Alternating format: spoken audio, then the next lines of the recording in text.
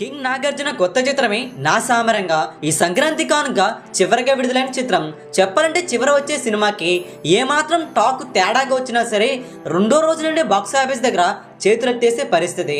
Day 1 box office దగ్గర నా సామరంగా చిత్రం 4,80,00,000 షేర్ అయితే వచ్చింది.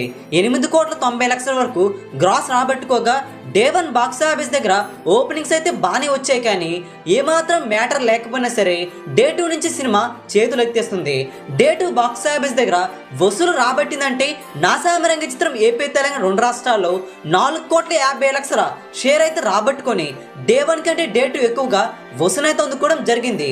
టోటల్గా ప్రపంచవ్యాప్తంగా 4,95,00,000 షేర్ను డే 2 గాను సొంతం చేసుకోవడం జరిగింది. డే 1 కంటే డే 2 ఎక్కువగా వసూలు అయితే రాబడుతూ కింగ్ నాగార్జున సత్తా చాటారు.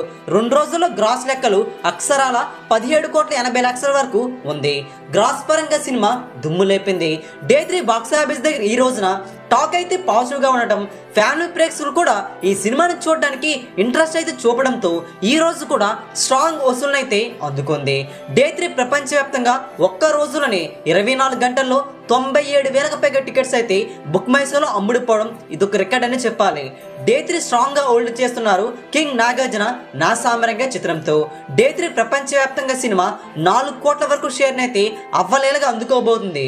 నైట్ షో గ్రోత్ బాగుంటే ఈ లెక్కలు మరింత ముందుకు వెళ్ళిపోయే అవకాశం అయితే ఉంటుంది.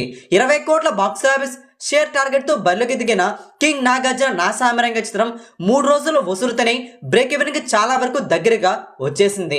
3 రోజుల్లోనే 14 కోట్ల వరకు షేర్ అయితే అందుకుంటూ దూసుకుపోతుంది.